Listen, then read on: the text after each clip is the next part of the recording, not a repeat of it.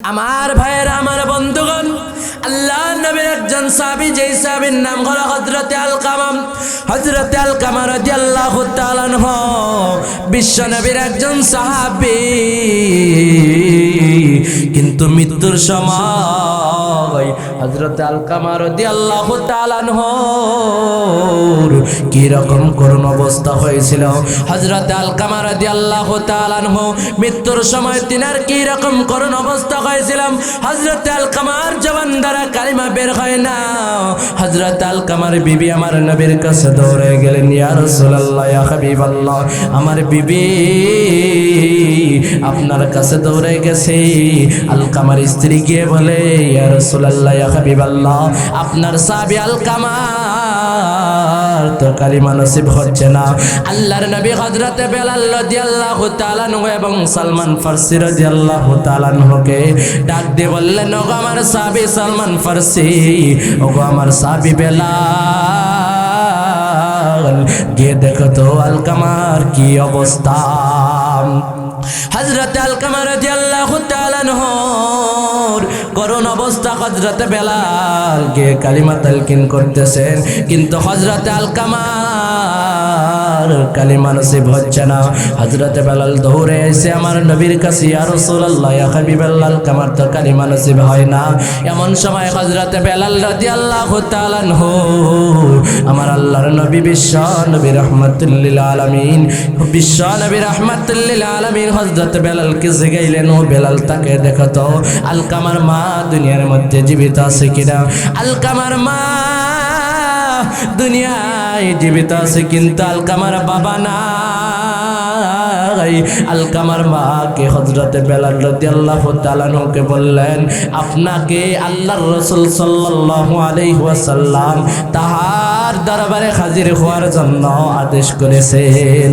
হযরতে আলকামার মা হাঁটি হাঁটি পা পা করিয়া আমার নবীর দরবারে হাজির হয়ে গেলেন। হাজির হওয়ার পর হযরতে আলকামার মা জিজ্ঞাসা করেন, ওগো আলকামার মা, আমার আল্লাহর নবী আলকামার মাকে ডাক দিয়ে বলেন, ওগো আলকামার মা, তোমার সন্তান আমার সাহাবী দুনিয়ায় কেমন মানুষ ছিল, তোমার মুখ থেকে আমি শুনতে চাই। হযরতে আলকামার মা ডাক দিয়ে বলেন, ওগো আল্লাহর নবী, আমার সন্তান আলকামা দুনিয়ার মধ্যে খুবই ভালো মানুষ ছিল, খুবই দানবীর ছিল, খুবই আল্লাহওয়ালা ছিল।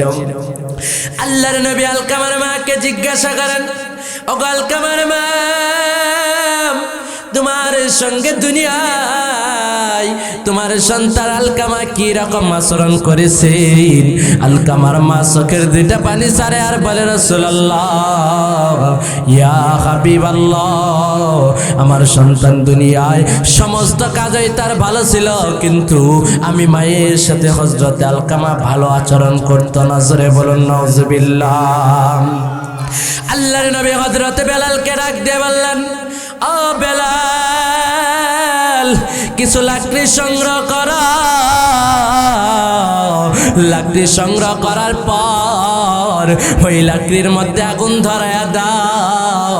ওই লাকড়ির মধ্যে আগুন ধরানোর পর হযরতে আলকামাকে আগুনের মধ্যে ফেলে দাও। হযরতে আলকামাকে আগুনের মধ্যে ফেলে দাও। হযরতে আলকামার মা আমার আল্লাহর নবীকে ডাক দিয়ে বলেন, ও নবী আমার, আমার সন্তান দুনিয়ায় যদি আমি মায়ের সঙ্গে খারাপ আচরণ করেছে, যদি আমার সঙ্গে খারাপ আচরণ করেছে, কিন্তু আমার সন্তান আজকে আগুনের মধ্যে পড়বে, আমি আলকামার মা তো এটা সহ্য করতে পারবো না। আমি আল্লাহর ওয়াস্তে আমার সন্তানকে মাফ করিয়া দিলাম। জোরে বলুন না সুবহানাল্লাহ। আল্লাহ তাআলা আল্লাহর নবী বিশ্ব নবী রাহমাতুল লিল আলামিন হযরতে বেলালকে ডাক দিয়ে বললেন, ও বেলাল, আলকামার বাড়ি গিয়ে দেখো তো আলকামার কি অবস্থা এখন। হযরতে আলকামার বাড়ি হযরতে বেলাল গিয়ে দেখে আলকামা মুখে মুখে পড়ছে কালিমাতুত তাইয়্যিবা, লা ইলাহা ইল্লাল্লাহ মুহাম্মাদুর রাসূলুল্লাহ। সকলেই পড়ে সাল্লাল্লাহু আলাইহি ওয়াসাল্লাম। আমার ভাইয়েরা, আমার বন্ধুগণ, এই জন্যই আল্লাহ তাআলা কোরআনে কারিমের মধ্যে বলেন, বিসমিল্লাহির রহমানির রহিম, ووصينا الإنسان بوالديه حسنا। আল্লাহ তাআলা কোরআনে কারিমের মধ্যে এই জন্যই বলেন, ওয়াসাইনাল ইনসানা বিওয়ালিদাইহি হাসনা। আল্লাহ তাআলা বলেন, দুনিয়ার মধ্যে আমি আল্লাহ তাআলা প্রত্যেকটা মানুষের জন্য তার মা বাবার সাথে উত্তম আচরণ করার জন্য, ইহসান করার জন্য আমি আল্লাহ নির্দেশ দিয়ে দিলাম। আল্লাহ তাআলা হাদিসে কুদসির মধ্যে বলেন, মান রাদিয়া আনহু ওয়ালিদুহু ফানা আনহু রাদ। যেই ব্যক্তির উপর তার মা বাবা সন্তুষ্ট, আমি আল্লাহ তাআলাও তার উপর সন্তুষ্ট। জোরে বলেন না সুবহানাল্লাহ। আমার ভাইরা, আমার বন্ধুগণ, আল্লাহর নবীকে এক ব্যক্তি একদিন জিজ্ঞাসা করল, ইয়া রাসূলুল্লাহ, ইয়া হাবিবাল্লাহ, ওগো নবী আমার পিতামাতা তো দুনিয়া থেকে চিরবিদায় নিয়ে চলে গেছে, কিন্তু আমার উপর অসন্তুষ্ট হইয়া আমার মা বাবা অন্ধকার কবরে শুয়ে আছে। আমি তাদেরকে কি রকম ভাবে সন্তুষ্টি করতে পারবো? আল্লাহর নবী বিশ্ব নবী রাহমাতুল লিল আলামিন ডাক দিয়ে বললেন, তিনটা পদ্ধতিতে তোমার মা বাবাকে তুমি কবরের মধ্যেও সন্তুষ্টি করতে পারবা। জোরে বলেন না কয়টা? আর একটু জোরে বলেন কয়টা? আল্লাহর নবী বলেন, এক নাম্বার হলো তুমি সন্তান, তোমাকে নিজেকেই উত্তম চরিত্রবান হতে হবে, সৎকার হতে হবে। দ্বিতীয় নাম্বার, আল্লাহর নবী বললেন, তোমার মা বাবার আত্মীয় স্বজনের সাথে ভালো আচরণ করতে হবে। আল্লাহর নবী তিন নাম্বার বলেন, ওই জনম দুঃখিনী মা বাবার জন্য বেশি থেকে বেশি দান সদকা করতে হবে এবং তাদের রূহের মাগফিরাতের জন্য দোয়া করতে হবে। জোরে বলেন না সুবহানাল্লাহ। এই তিনটা পদ্ধতিতে যদি দোয়া করতে পারো, আল্লাহ তাআলা বলেন, আমি আল্লাহ তাআলা তোমার মা বাবা যদি কবরের মধ্যে তোমার উপর অসন্তুষ্ট হইয়া দুনিয়া থেকে চিরবিদায় নিয়েছে, আমি আল্লাহ তাআলা তোমার মা বাবাকে কবরের মধ্যেই সন্তুষ্টি করে দিব।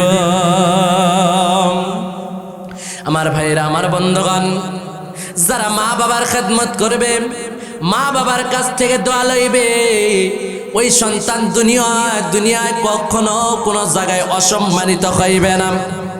ওই সন্তান দুনিয়ায় কখনোই কোনো জায়গায় বেইজ্জতি হইবে না। তার কারণ হলো, মায়ের দোয়া যার সাথে আছে,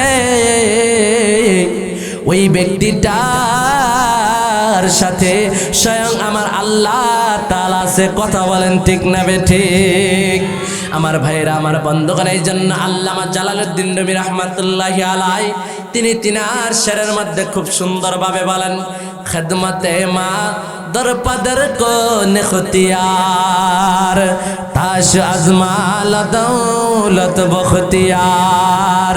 খেদমতে মা দর পদর কো নেখতিয়ার, তাশ আজমাল দৌলত বখতিয়ার। আল্লামা জালালউদ্দিন রুমি রাহমাতুল্লাহি আলাইহি বলেন, হে দুনিয়ার মানুষেরা, পিতা মাতার খেদমত করো উদার পানে, তোমরা তাদের ধন সম্পদের প্রতিপত্তি অবশ্যই হইবে, অবশ্যই পাইবে। কথা বলেন ঠিক না বেঠিক? আমার ভাইরা, আমার বন্ধুগণ, আল্লাহর একজন হইলে একটা ঘটনা বর্ণনা করেন। এক ব্যক্তির তিনজন সন্তান ছিল। জোরে বলেন না কয়জন? তিনজন সন্তান ছিল। এমন সময় ওই পিতাটা দুনিয়ার মধ্যে অসুস্থ হয়ে পড়ল। ওই পিতা দুনিয়ায় অসুস্থ হওয়ার পর বড় সন্তান ছোট দুই ভাইদেরকে ডাক দিয়ে বললেন, হে আমার ভাইয়েরা, আমার পিতা দুনিয়ার মধ্যে অসুস্থ হয়ে পড়েছে, কিন্তু আমার পিতার খেদমতের দায়িত্বটা যদি আমার কাছে দিয়ে দাও, তাহলে তাহলে আমি আমার পিতার সম্পদের যে অংশ পাইতাম ওই অংশগুলাও আমি তোমাদের নামে লিখে দেব। জোরে বলুন না সুবহানাল্লাহ। মানুষ তো দুনিয়ায় খুব লোভী, কথা বলেন ঠিক না ঠিক? এবার দুই ভাই ভাবতেছেন বাবার খেদমত করব না, বাবাকে টাকা পয়সাও দিতে হবে না, বাবার খেদমত করতে হবে না, মধ্যে থেকে আমরা লাভে লাভে এক ভাইয়ের সম্পদগুলো আমরা নিতে পারবো। এইরকম ভাবে দুই ভাই তো আনন্দে বিভোর। এবার বড় সন্তানটা তার পিতার খেদমত করতে করতে এমন সময় আল্লাহ তাআলার কি কুদরতি পরীক্ষা, ওই পিতা দুনিয়া থেকে চিরবিদায় নিলেন। দুনিয়ার থেকে চিরবিদায় নেওয়ার পর সুন্দরভাবে দাফন কাফন করলেন। সুন্দরভাবে দাফন কাফন করার পর ওই বড় সন্তান রাত্রিবেলায় ঘুমাইছে, ওই পিতার জন্য কান্না করতেছে। এমন সময় আস্তে আস্তে ওই সন্তানটা নিদ্রায় নিদ্রিত হইয়া গেলেন, ঘুমায় পড়লেন। ঘুমায় পড়ার সাথে সাথে আল্লাহ তাআলার কি কুদরতি পরীক্ষা, সাথে সাথে ওই সন্তানের স্বপ্নের মধ্যে একটা আজীব স্বপ্ন দেখলেন। একজন ব্যক্তি আইসা তাকে কেমন জানি বলতেছেন, ও গো আল্লাহর বান্দা, ফজর নামাজ পড়িয়া রাস্তার অমুক জায়গায় গিয়ে দেখবা। বলছে ও গো আল্লাহর বান্দা, অমুক জায়গায় গিয়ে দেখো একটা দেড়হাম পড়ে আছে, তুমি নিয়ে নেও। সে জিজ্ঞাসা করলো স্বপ্নের মধ্যে দেড়হাম থেকে বরকত হবে নাকি? এবার বলল হ্যাঁ বরকত হবে। এবার সে তাও বলতেছে না আমি দেড়হাম নেব না। আবার তৃতীয় দিনও তাকে স্বপ্নের মধ্যে দেখাচ্ছে একটা দেড়হাম পরে আছে, তুমি নিয়ে নেও। সে বলল আচ্ছা, একদিন দুই দিন তিন দিন যেহেতু দেখলাম আজকে আর মিস করতে পারবো না। আল্লাহর বান্দা এবার ফজরের নামাজ পড়িয়া রাস্তার মধ্যে এবার তাকে দেখে বাস্তব একটা দেড়হাম পরে আছে। জোরে বলেন না সুবহানাল্লাহ। এবার আল্লাহর বান্দা ওই দেড়হাম দিয়ে সুন্দর একটা মাছ বাজার থেকে ক্রয় করলেন। সুন্দর একটা মাছ বাজার থেকে কেনার পর ওই মাছটা যখন জবাই করলেন, মাছটা যখন কাটলেন, ওই মাছের পেটের মধ্যে একটা মুক্তা বের হলো। জোরে বলেন আল্লাহু আকবার। ওই মাছের পেটের মধ্যে একটা মুক্তা বের হলো। ওই মুক্তা সকালের বাদশা 1000 দিরহাম স্বর্ণ মুদ্রা দিয়ে কিনে নিল। জোরে বলেন না সুবহানাল্লাহ। আবার রাত্রিবেলায় ঘুমাইছে আল্লাহর বান্দা, তারপরের দিন স্বপ্নের মধ্যে দেখে, ও গো আল্লাহর বান্দা, তুমি দুনিয়ায় তোমার বাবার খেদমতে তুমি ব্যস্ত ছিলা, কিন্তু তুমি দুনিয়াদারি নিয়ে ব্যস্ত ছিল না, কিন্তু তোমার ভাইয়ের আনন্দে বিভোর। আমার ভাইয়ের সম্পদ পাইব, বাবার খেদমত করব না, কিন্তু তুমি তোমার উদার প্রাণ দিয়ে তোমার বাবার খেদমত করেছো।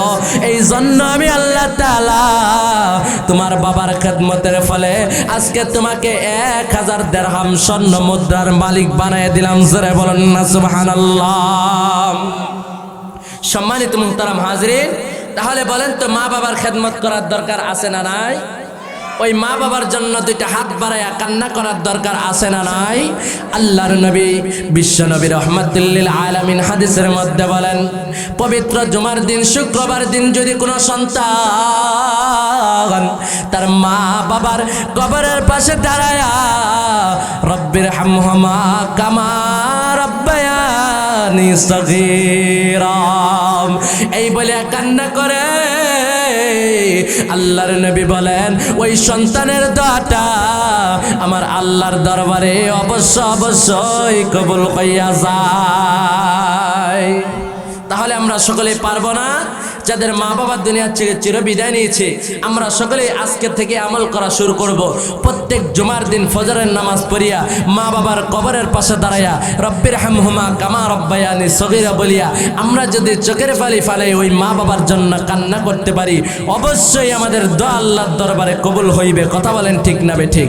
সম্মানিত মুহতারাম হাজিরিন, আল্লাহ তাআলা আমাকে সহ আপনাদের সকলকেই বেশি থেকে বেশি মা বাবার সাথে উত্তম আচরণ, ভালো ব্যবহার করার জন্য তৌফিক দান করুক এবং সব সময় মা বাবার থেকে দোয়া নেওয়ার তৌফিক দান করুক এবং মা বাবার সাথে ভালো আচরণ করার তৌফিক দান করুক এবং মা বাবার খেদমত সর্বদাই মা বাবা কোন অবস্থায় আছে এটা আমাদের তো সামাজিক কর্তব্য এবং ইসলামের রীতিনীতির কর্তব্য।